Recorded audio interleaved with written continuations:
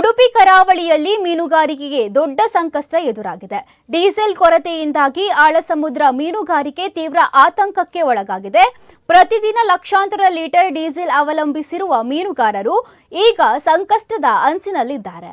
ಕರಾವಳಿಯ ಆಳ ಸಮುದ್ರ ಮೀನುಗಾರಿಕೆ ಸಂಪೂರ್ಣವಾಗಿ ಡೀಸೆಲ್ ಪೂರೈಕೆಯನ್ನು ಅವಲಂಬಿಸಿದೆ. ಉಡುಪಿ ಮಂಗಳೂರು ಭಾಗದಲ್ಲಿ ಪ್ರತಿದಿನ 10 ರಿಂದ 12 ಲಕ್ಷ ಲೀಟರ್ ಡೀಸೆಲ್ ಬಳಕೆಯಾಗುತ್ತಿದೆ.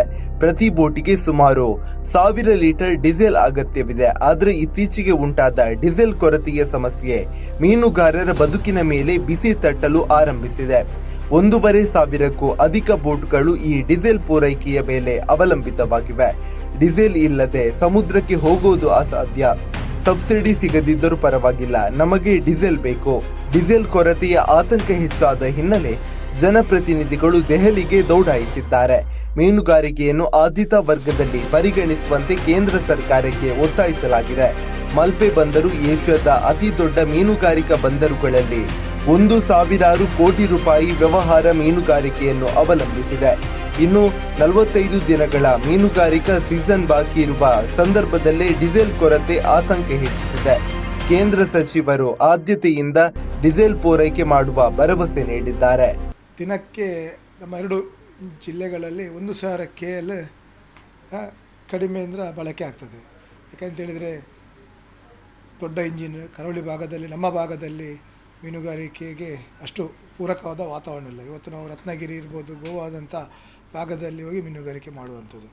ಅದರಿಂದ ಇವತ್ತು ಜಾಗತಿಕ ಮಟ್ಟದಲ್ಲಿ ನಮಗೆಲ್ಲಿಗೆ ತಿಳಿದಿರುವ ಹಾಗೆ ಇವತ್ತು ಇರಾನ್ ವಾರಿನಿಂದಾಗಿ ಇವತ್ತು ಡೀಸೆಲ್ ಸರಬರಾಜಿನಲ್ಲಿ ಭಾಳ ವ್ಯತ್ಯಾಸಗಳಾಗ್ತಿದೆ. ಯಾಕೆಂದರೆ ಇತರ ರಾಷ್ಟ್ರಗಳಿಗೆ ಹೋಲಿಕೆ ಮಾಡಿದರೆ ನಮ್ಮ ದೇಶ ಇವತ್ತು ವಿಶ್ವದ 18-20% ಜನಸಂಖ್ಯೆ ಹೊಂದಿದೆ. ವ್ಯಾಪ್ತಿ ಕೂಡ ಭಾಳ ದೊಡ್ಡದಿದೆ. ಯಾಕೆಂದರೆ ಅಲ್ಲಿ ಏನಾದರೂ ಅವರು ವ್ಯತ್ಯಾಸಗಳಿದ್ದರೂ ಕೂಡ ಸರಿಪಡಿಸುವಂಥ ಅವಕಾಶಗಳಿದೆ. ಆದರೆ ನಮ್ಮಲ್ಲಿ ಭೌಗೋಳಿಕವಾಗಿ ವ್ಯಾಪ್ತಿ ದೊಡ್ಡದಿರಲಿಕ್ಕೆ ಹೋಗಿ ಬೇರೆ ರಾಷ್ಟ್ರಗಳಿಗಿಂತ 10 ಪಟ್ಟು ಜಾಸ್ತಿ ಡೀಸೆಲ್ ಬಳಕೆ ಇಲ್ಲಿ ಆಗ್ತದೆ. ಮತ್ತು ಡೀಸೆಲ್ನ ಮೂಲಕವೇ ಎಲ್ಲ ವಾಹನಗಳನ್ನು ಕೂಡ ನಡೆಸುವಂಥದ್ದು. ಇಲ್ಲಿ ಟ್ರೈನನ್ನು ಅವಲಂಬಿತವಾಗುವ ಸಂಖ್ಯೆ ಕಮ್ಮಿ ವೆಹಿಕಲ್ಗಳು.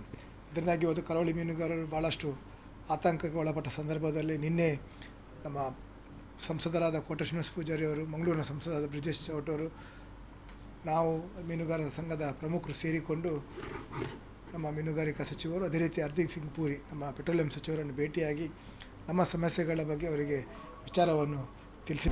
ಯುದ್ಧದ ಪರಿಣಾಮಗಳು ಇಲ್ಲಿ ಕೂಡ ತಟ್ಟಲಾರಂಭಿಸಿದೆ ಎನ್ನುವ ಆತಂಕ ವ್ಯಕ್ತವಾಗಿದೆ. ಕರಾವಳಿ ಆರ್ಥಿಕತೆಗೆ ಬೆನ್ನೆಲುಬಾದ ಮೀನುಗಾರಿಕೆ ಸಂಕಷ್ಟಕ್ಕೆ ಸಿಲುಕದಂತೆ ತಕ್ಷಣ ಕ್ರಮ ಕೈಗೊಳ್ಳಬೇಕಾಗಿದೆ.